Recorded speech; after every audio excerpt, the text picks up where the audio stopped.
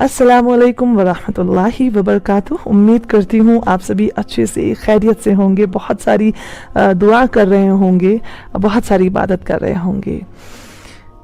हम जब भी पर्दे की बात करते हैं, हमारी जो इमेजिनेशन, हमारी जो सोच है वो रुक जाती है एक औरत पर आकर, एक फीमेल पर आकर।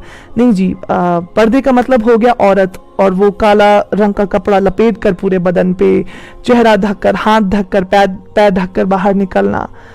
नहीं, पर्दा सिर्फ इतना ही नहीं है। पर्दे के बहुत सारे अलग अलग, मैं बोलूँगी, ब्रांचेस हैं।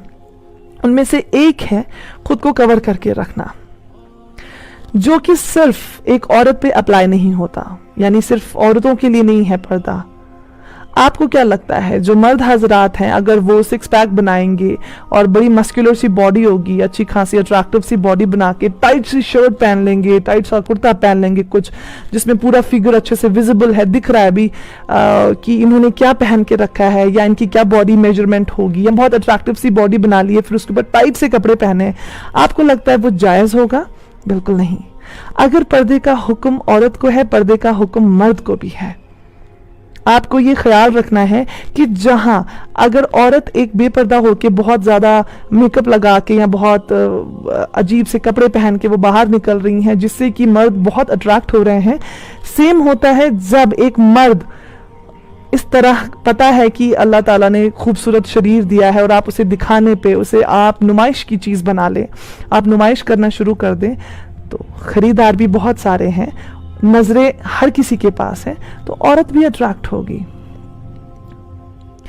और अट्रैक्शन ये नहीं, आजकल का अट्रैक्शन क्या है, अट्रैक्शन आपको पसंद आया, एक बार देखा, 2 बार देखा, 3 बार देखा, फिर आपकी शुरू हो जाती है सोच की सीढ़ी आपकी।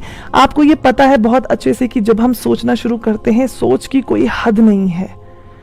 अगर आपको मैं सोचूंगी कि नहीं, मैंने कुछ देख लिया और बस देखा और बंद, सोच खत्म, नहीं, ऐसा नहीं, सोच की हद ही नहीं है। ये आप भी जानते हैं, मैं भी जानती हूँ कि किस हद तक की सोच जा सकती है। बेवाहियात सोच हो जाती है इंसान की।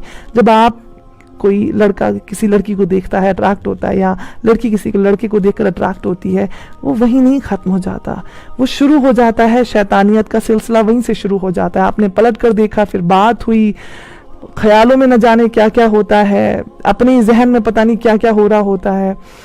तो अल्लाह के लिए नबी पाक सल्लल्लाहु अलैहि वसल्लम, जिन्होंने 1400 साल पहले हमारे लिए इतनी फिक्र की है, हमारे लिए रात रात को रोया है, हमारे लिए इतनी दुआ की है, आपको लगता है ये सब देख के क़यामत के दिन वो खुश होंगे? क्लियर हदीस में मेंशन्ड है कि आईब्रोज को शेप देना गलत है, फिर भी लड़कियां करती हैं। मुझे आज तक नहीं समझ आया। मैं आपसे गारंटी के साथ कह रही हूँ, जब मैं नॉन मुस्लिम थी, मैंने बराबर 10 साल तक आईब्रोज को शेप दी हैं। अल्लाह पाक गवाह है कि मैंने 10 साल तक अपने आईब्रोज को बराबर शेप दी है। एंड जिस दिन मैंने छोड़ी है ना, जिस दिन छोड़ी इस्लाम कबूल करने के बाद, मैंने 2 रकात नमाज पढ़ के ये दुआ मांगी, अल्लाह प्लीज़, मैंने सुना है कि जब ज़्यादा थ्रेडिंग बहुत टाइम तक करते हैं तो शेप ख़राब हो जाती है। अब अचानक से बाल एक्स्ट्रा निकलेंगे तो ऑब्वियसली दिखने में खुद को भी अजीब लगता है। या अल्लाह, मुझे मर्दाना लुक मत दीजिएगा, मेरे आईब्रोज ऐसे अच्छे रखिएगा, आप अच्छे से, मतलब इनको बहुत ज़्यादा मोटे, ये मर्दों जैसे ना हो जाए कुछ। अल्लाह, अब मैं दिखा नहीं सकती आपको, वरना मैं, अगर ऐसा कुछ जायज़ होता तो मैं आपको बताती कि मुझे एक बाल भी एक्स्ट्रा नहीं आया। अल्लाह ताला आपकी मदद के लिए है, अगर आप भरोसा करें, अगर आप यकीन करें, अगर आप सही रास्ते पे आए, उस गुनाह वाले रास्ते को छोड़कर, आप देखिए फिर अल्लाह ताला की कितनी मदद होगी। आप खूबसूरत हैं, बहुत खूबसूरत हैं। क्या ये ज़रूरी है कि हर किसी के लिए हमें नुमाइश बनना है? क्या ये ज़रूरी है कि हर नज़र हमें देखकर तारीफ करे? नहीं, हम बहुत स्पेशल हैं। मैं फीमेल्स की स्पेशली बात कर रही हूँ, हम बहुत स्पेशल हैं। हम सिर्फ किसी एक के लिए बनी हैं, जिनके साथ हमें इस दुनिया में रहना है इंशाअल्लाह, और फिर किसी उन्हीं के साथ इंशाअल्लाह, उन्हीं के साथ हम जन्नत जाएंगे। हमें क्या ज़रूरत है कि कोई गैर हमारे बदन को अपनी नज़र से भी छू जाए? इतनी जुर्रत होनी चाहिए किसी की? बिल्कुल भी नहीं। अपने आप को छुपा के रखें, खास है। यही अप्लाई होता है मेरे भाइयों पर, ईमान वाले भाइयों। आप लोग को तो ये बात बचपन से पता होती है कि शर्मो हया कितना प्यारा गहना है, कितना खूबसूरत होता है। जरूरी है कि अगर आपको शौक है एक्सरसाइज करने का, कीजिए, किसने मना किया है? आपको अच्छी बॉडी बना के रखनी है, बनाए, लेकिन जरूरी है नुमाइश करना? क्या हो जाएगा उससे? अगर आपको फिर आपकी बॉडी देख के मैं हैरान होती हूँ, जब ये बिल्कुल ही वाहियात से कपड़े पहन के, चलो औरतों ने तो फिर भी कुछ ना कुछ पहना होता है, मर्दों ने तो बिल्कुल ही शर्म उतारी हुई है, फिर उसको अपलोड की होती है पिक्स इंस्टाग्राम एंड फेसबुक पे।